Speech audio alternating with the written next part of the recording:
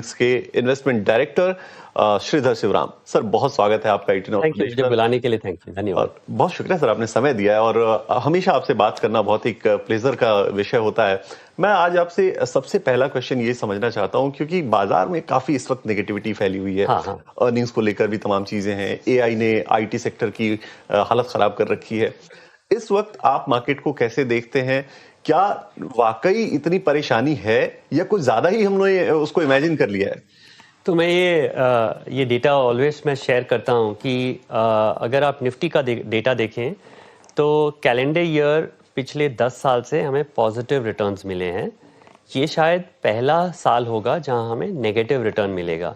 ये इटसेल्फ ये एक रिकॉर्ड है। तो मैं 92 से मार्केट फॉलो कर रहा हूं और मेरे पहले 10 साल में 5 साल नेगेटिव थे। अगर आप 94 टू 2003 देखें, मार्केट ने कुछ नहीं किया था, फिर भी ओवर अ पीरियड हमने अच्छी रिटर्न दी हैं। और अभी ऐसा हो गया है कि हमें हर साल रिटर्न चाहिए। हमारी एक्सपेक्टेशंस रिटर्न की इतनी बढ़ गई है कोविड के बाद कि हम एक भी नेगेटिव ईयर जो है डाइजेस्ट नहीं कर पा रहे हैं। अगर आप मिड कैप इंडेक्स देखें, ऑलरेडी वो ऑल टाइम हाइप के बहुत नज़दीक चल रहा है। स्मॉल कैप इंडेक्स भी ज़्यादा दूर नहीं है। और उसकी CAGR आप 5 साल की देखें, मिड कैप CAGR ऑलमोस्ट 18-19% है। हाँ, जो इशू आ रहा है वो है लार्ज कैप जो है निफ्टी लेवल पे पिछले 2 साल में ज़्यादा कुछ मूवमेंट नहीं आई है। तो ये एक साइकिल होता है मार्केट में, हर साल आपको रिटर्न मिले ऐसा कोई गारंटी नहीं है। और जब रिटर्न्स मिलते हैं तो वो एक साथ आपके पिछले जो भी है एडजस्ट हो जाते हैं। तो वैसा ही है, हम वही उस दौर से चल रहे हैं अभी जहाँ पर एक अर्निंग्स रिलेटेड इशू है लार्ज कैप स्टॉक्स में, और वो थोड़ा अभी कंसोलिडेट हो रहा है। बिल्कुल, और मार्केट ऐसा होना भी नहीं चाहिए कि एक फ्लैट लाइन की तरह ग्रो करे। निश्चित तौर पे आपने जो बात कही कि कोविड के बाद जो नए इन्वेस्टर्स आए हैं उनको हर साल रिटर्न चाहिए और वो संख्या काफी बढ़ी है। सर, एक कंसर्न जो बाजार को थोड़ा परेशान करने वाला है, यूएस ईरान की वॉर रह रहकर वो एस्केलेट होती है। स्टेटमेंट्स आते हैं दोनों तरफ से। आज भी एक नया स्टेटमेंट आ गया, स्कॉट बेसेंट भी अब इसमें कूद पड़े हैं स्टेटमेंट देने के वॉर में। वो कितनी बड़ी परेशानी है, या फिर अब वो धीरे धीरे वो फेड होती जाएगी जैसे रशिया और यूक्रेन वॉर हो गया है? नहीं, ये एक्चुअली परेशानी है। रशिया यूक्रेन वॉर एटलीस्ट हमें डायरेक्टली इम्पैक्ट नहीं कर रहा था टू अ लार्ज एक्सटेंट। इसमें क्या है कि हमारी क्रूड गैस की सारी रिक्वायरमेंट या बहुत लार्ज परसेंटेज रिक्वायरमेंट की हमारी इस साइड से आती थी, GCC कंट्रीज से आती थी। और अगर क्रूड प्राइस ऊपर जाता है तो उससे डायरेक्टली हमें फ़र्क पड़ता है इकोनॉमी को। I would say GCC countries को छोड़ के अगर सबसे बड़ा कोलैटरल डैमेज इस वॉर का आप किसी कंट्री का लें तो हम उसमें टॉप में आएंगे, क्योंकि हमारा जो डिपेंडेंस है इस पर काफ़ी हाई है। ये भी एक कारण है कि हमारी जो लार्ज कैप कंपनीज हैं थोड़ा स्ट्रगल कर रही हैं, क्योंकि उनका इम्पैक्ट इससे काफ़ी होता है। तो मेरे हिसाब से ये वॉर जब ख़त्म होगा और क्रूड प्राइसेस अगर नीचे आएंगे तो हमारी इकोनॉमी को और हमारे मार्केट को इससे डायरेक्ट इम्पैक्ट होगा।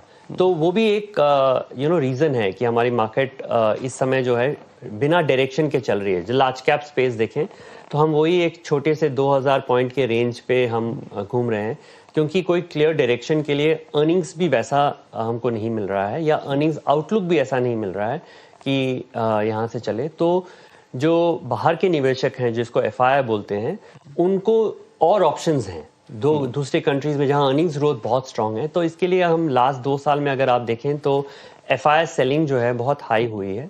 ये एक कारण है कि हमारी अर्निंग्स जो है थोड़ी बिलो नॉर्मल चल रही है, और बाकी कंट्रियों में अर्निंग्स ग्रोथ बहुत स्ट्रांग है। बिल्कुल। सर, एक सवाल इसी पे अर्निंग्स पर, क्योंकि कल हमने एक रिपोर्ट देखी, बैंक ऑफ अमेरिका की रिपोर्ट आई थी, उसमें ये कह रहे हैं कि इंडिया पर अंडरवेट है उनके एनालिस्ट मोस्टली। क्या अर्निंग्स एक रीजन है? निश्चित तौर पर क्या अर्निंग्स की इंप्रूवमेंट अब रिसेंट क्वार्टर में, 1-2 क्वार्टर में आप देख रहे हैं, या फिर अभी इसमें वक्त लगेगा थोड़ा? सो अर्निंग्स ही सब कुछ है। अर्निंग्स से ही स्टॉक्स में रिटर्न आती है। हो सकता है इन अ शॉर्ट टर्म कोई स्टॉक बिना अर्निंग्स के चले बिकॉज देयर दूसरी कोई स्टोरी बन रही है, but on a sustained basis, on a long term, medium term, बिना अर्निंग्स के मार्केट चल ही नहीं सकती है। तो और हमारा जो क्लेम टू फेम इंडिया का था कि हम high ROE and predictable earnings growth, कि आपको 15% अर्निंग्स ग्रोथ तो मिलेगा ही, और कोई अच्छे साल हुए तो आपको 20 भी मिल सकता है। इसके लिए हमारी जो पी है, जो हम बोलते हैं प्राइस टू अर्निंग्स, वो ऑलवेज हाई रही है। अनफॉर्चुनेटली लास्ट 2 साल में ये जो हमारी एक प्रेडिक्टेबिलिटी थी वो कम हुई है। इसमें काफी कारण हैं, वो हम डिस्कस कर सकते हैं। तो वो इसके कारण ही एफआईआईज सेल कर रहे हैं। थोड़ी बहुत अर्निंग्स बेटर हुई है जो पिछली क्वार्टर जो अभी गई है, फिर भी उसमें जो लार्ज कैप हम देखें उसमें अभी भी उतनी एक्साइटमेंट नहीं है। जो मिड कैप की अर्निंग्स है बहुत स्ट्रांग रही हैं। इसके लिए हम देख रहे हैं कि मिड कैप की जो इंडेक्स है अभी almost close to all time high चल रही है। लेकिन अनफॉर्चुनेटली एफआई वहाँ पे निवेश ज़्यादा नहीं कर पाते क्योंकि वहाँ लिक्विडिटी कम रहती है। एफआई की जो इन्वेस्टमेंट होती है वो ज़्यादातर लार्ज कैप में रहती है, निफ्टी या एमएससीआई में जो स्टॉक्स रहती हैं उसमें रहती है। तो वहाँ पे अभी भी अर्निंग्स की ग्रोथ वो लेवल पे नहीं पहुंची है। होपफुली अगले 2 क्वार्टर में पहुंचने की संभावना है। बिल्कुल सर, अर्निंग्स की ग्रोथ की बात आपने की, जो हमारी स्टेबिलिटी थी कि स्टेबल रिटर्न 15-18% का मिलेगा, क्या वो जो स्टेबिलिटी खत्म हुई है उसमें आईटी सेक्टर का कंट्रीब्यूशन काफी ज्यादा है क्योंकि डिसरप्शन काफी वहां देखने को मिला एआई की वजह से, और ओवरऑल आईटी सेक्टर पर आपका व्यू क्या है इस वक्त? तो हम तो पर्सनली मैं 2 साल के ऊपर से मैं यही बोल रहा हूँ कि आईटी सेक्टर एक चैलेंजिंग दौर पे है, क्योंकि एक तो डिसरप्शन है और दूसरा उनकी इससे अर्निंग्स जो है और उनकी जो रेवेन्यू ग्रोथ है उस पर डायरेक्ट इम्पैक्ट आता है, जो हमने देखा भी। अगर आप पिछले 18 महीने के रिजल्ट्स भी देखें तो सिंगल डिजिट अर्निंग्स ग्रोथ पे चल रही हैं। मोर देन दैट, ये जैसे मैंने काफ़ी बार बोला है कि ये ऐसा नहीं है कि ये कंपनीज टोटली ख़त्म हो जाएंगी या कुछ होएगा। इनके टर्मिनल वैल्यूज कम होते हैं, मतलब आपको पता नहीं है कि 10 साल के बाद इनकी अर्निंग्स कैसे होगी, तो उसकी एक टर्मिनल वैल्यू होती है, वो कम हो रही है। और दूसरी ये है कि डिसरप्शन के कारण इनकी जो बिजनेस मॉडल है वो थोड़ी चैलेंज हो रही है। तो हमारा व्यू यही है कि इसमें कुछ कंपनीज विनर्स होके आएंगी, कुछ कंपनीज स्ट्रगल करेंगी। At this stage very difficult कि मैं अभी आइडेंटिफाई कर पाऊँ कि इसमें कौन विनर होगा, कौन स्ट्रगल करेगा। तो ब्रॉड मेरा व्यू है कि आईटी सेक्टर पे अंडरवेट या जितना कम रख सकें उतना अच्छा है। मेरा तो व्यू है कि 0 ही रखना चाहिए। हो सकता है कि कोई छोटी मिड कैप कंपनीज अच्छा करें, वो स्किल लेवल अभी मेरे पास नहीं है। तो मैं ब्रॉड इंडेक्स लेवल पे बता रहा हूँ।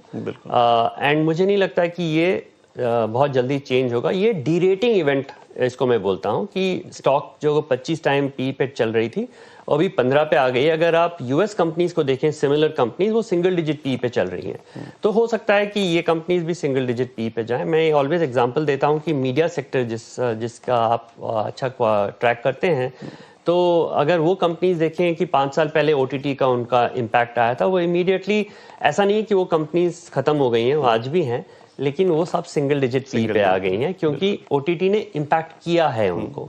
तो वैसा ही एक इम्पैक्ट यहाँ भी आएगा जो एक डी-रेटिंग इवेंट बोलते हैं। तो इसको एग्जैक्टली मेजर करना बहुत मुश्किल है, विच इज़ वाई मैं ब्रॉड व्यू कि अंडरवेट बेटर है। बिल्कुल सर, एक और सेक्टर जिसका बड़ा वेटेज है आईटी के बाद फाइनेंशियल्स का है, और उसमें मैं एक इंटरेस्टिंग ट्रेंड जो ऑब्जर्व हम लोग कर रहे हैं इस वक्त, वो ये है कि प्राइवेट बैंकिंग सेक्टर जो है वो थोड़ा सा लगाड़ रहा है। पीएसयूज काफी अग्रेसिव होकर निकल कर आए हैं, खासकर एचडीएफसी लगाड़ होने की वजह में सबसे आगे है। आपका नजरिया इस वक्त इस पर्टिकुलर स्पेस में क्या है, प्राइवेट बैंक और पीएसयू बैंक की कॉम्पिटिशन पर? तो एक्चुअली मैं डिफरेंशिएट भी नहीं करूंगा। मेरा एक जनरल एक इन्वेस्टिंग फिलॉसफी है कि जब कंपटीशन बहुत एग्रेसिव हो तो आप शेयर होल्डर ना होके आप कंज्यूमर रहेंगे तो आपको फायदा ज़्यादा होगा। तो आज बैंकिंग सेक्टर में वैसा ही कुछ हम देख रहे हैं कि अगर आप पीएसयू बैंक्स देखें, होम लोन आज वो 7% पे होम लोन दे रहे हैं। आपको अगर नई गाड़ी खरीदनी हो तो ऑटो लोन वो 745, 750 पे दे रहे हैं। ये रेट्स बहुत कम बार इतने लो हुए हैं। मैं अभी बोल रहा था कि रघुराम राजन जी बहुत खुश होंगे क्योंकि वो चाहते थे कि रेट कट का ट्रांसमिशन कंज्यूमर तक पहुंचे। बहुत सालों के बाद दिख रहा है क्यों ये कंपटीशन के कारण पहुंचा है। अनफॉर्चुनेटली इससे क्या होता है कि ये प्रॉफिटेबिलिटी पे इम्पैक्ट करता है। तो आप पीएसयूज के भी प्रॉफिटेबिलिटी देखें तो वो भी इम्पैक्ट हुए हैं, और प्राइवेट सेक्टर जो इस सेगमेंट से काफ़ी पैसा बनाते थे उनका भी प्रॉफिटेबिलिटी इम्पैक्ट हुआ है। मुझे नहीं लगता है कि ये इतनी जल्दी चेंज होगा। तो अगर आप ये जस्ट खाली ये दो सेगमेंट लें, ये रिटेल सेगमेंट के ऑलमोस्ट 50% है, 45% is auto and mortgage combined, जहाँ पे ये वेरी सिग्निफिकेंट कंपटीशन हम देख रहे हैं। पिछले 4 साल में प्राइवेट सेक्टर ने मॉर्गेज में 15% मार्केट शेयर खोया है और ऑटोज में करीब 10-11% खोया है, प्रिडोमिनेंटली टू द पीएसयूज। तो ब्रॉड मेरा व्यू यही है कि जो मार्जिन है और जो प्रॉफिटेबिलिटी है, इस पे एक प्रेशर है। पीएसयूज काफ़ी खुश हैं क्योंकि वो बोल रहे हैं कि हमें 1% आरओए मिल रहा है ये सब बिजनेसेस से, तो हम तो बहुत खुश हैं कि हमारा तो एम ही 1% आरओए और हमारा वो मीट हो रहा है। Unfortunately the ask for a private sector, वो आरओए एटलीस्ट 1.5-2% है, तो उनके लिए ये बैठता नहीं है। तो वो they are ceding market share as we say. तो ये एक बड़ा इशू है, plus cost of deposits, CD ratio, काफ़ी और भी चैलेंजेस आ गए हैं इसमें। तो ब्रॉडली मेरा पर्सनल व्यू है, मैं अंडरवेट रहूंगा इस पे। बिल्कुल।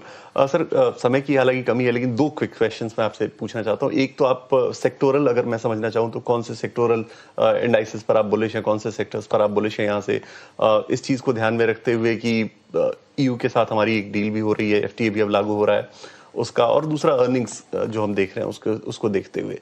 सो manufacturing is a clear winner. मतलब मैन्युफैक्चरिंग में आप कोई भी स्पेस ले लें, आपने ईयू का बताया, वहाँ भी टेक्सटाइल मैन्युफैक्चरिंग देखें तो उनकी बहुत आउटलुक बहुत स्ट्रांग है।